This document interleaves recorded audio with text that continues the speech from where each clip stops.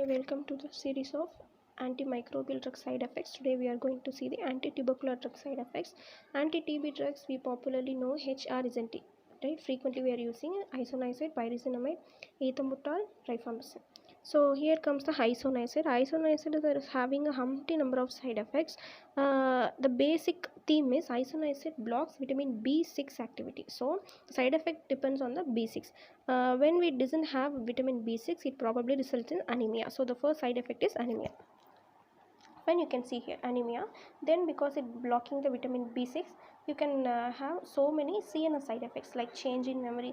Actually vitamin C6 is helping to synthesis of helps to synthesis of the GABA receptors, GABA hormone. So when vitamin B6 is deficient due to the isoniazid drug effect, the GABA will be inhibited. So if GABA is not mean, there will be so much of stimulatory effect. So there you can see euphoria, hallucination, neuropathy, change in memory. All these are CNS side effects, and anemia because of vitamin B6 deficiency. The one important, very important side effect is gynecomastia. All these are because of vitamin B6. So if we are administering vitamin B6 while giving isoniazid, means all the side effects will be contracted.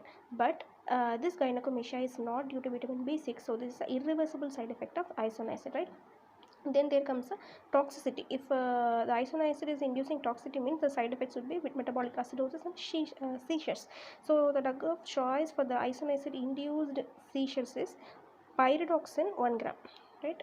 These are the drug of choice for the isoniazid induced seizures. And there comes the second one, rifampicin. Rifampicin we can easily remember the mnemonic by rifampicin itself.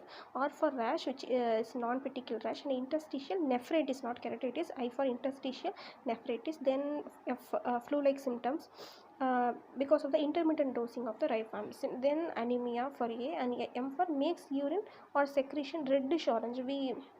We actually frequently exposed to the side effect, right? Rifampicin causing reddish orange color of the urine, and also it stains the contact lenses too. And there comes the D.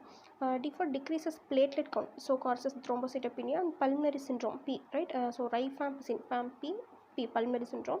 So you should immediately stop the drug and never restart because of these two side effects, which is thrombocytopenia, decreased platelet count, and pulmonary syndrome. And then come the I, inducer of enzymes, and C, contraceptive failure. So this is much important. We have to be careful while giving the drugs to the married woman. Contraceptive failure. And then INR deranged, then patient deranged when patient is on warfarin, and yes, so that's why you have to change to rifampicin, right? Then there comes the nevirapine failure, so you have to change to efavirenz. And then see, mostly the failure are contraceptive failure and nevirapine failure. Nevirapine is the one which we used in the antiretroviral drugs, right, for perinatal transmission prevention. And most common side effect will be as usual nausea and vomiting, right? So rifampicin, rash, interstitial nephritis, flu-like symptoms, anemia, makes urine secretion reddish orange, and decreases the platelet count, pulmonary syndrome, which you shouldn't restart the drug for these two side effects. Inducer of enzymes, contraceptive failure, INR deranged when patient on warfarin, immediately change to rifampicin, nevirapine failure, and most common side effect would be nausea and vomiting. Then there comes the another drug, rifampicin. Before we are going into the pyrazinamide, we have to see about the rifampicin. Rifampicin causes polymyalgia, pseudojaundice, and uveitis, ocular side effect, uveitis iridocyclides. Then there comes the pyrazinamide. We know pyrazinamide for popularly known as hyperuricemia, right? So hepatotoxicity, hyperuricemia, peripheral neuropathy, and arthralgia. The final drug would be ethambutol. Ethambutol also we popularly known for optic neuritis and red-green color blindness. Green color blindness will be more than red.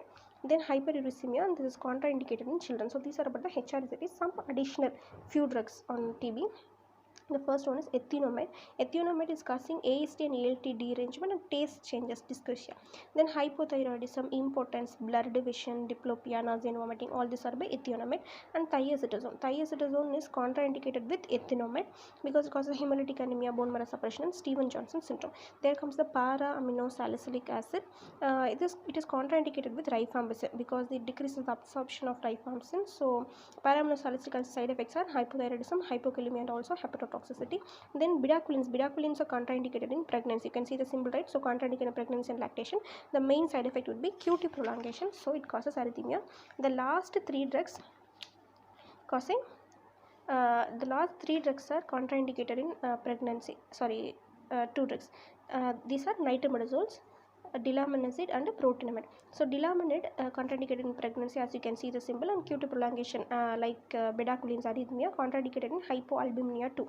Protinamide also contraindicated in pregnancy, lactation, and less than 18 years and more than 65 years. So the bimodal distribution, they are contraindicated, and lactation, liver failure contraindicated with rifampicin and efavirenz. So this is about the anti-TB drugs.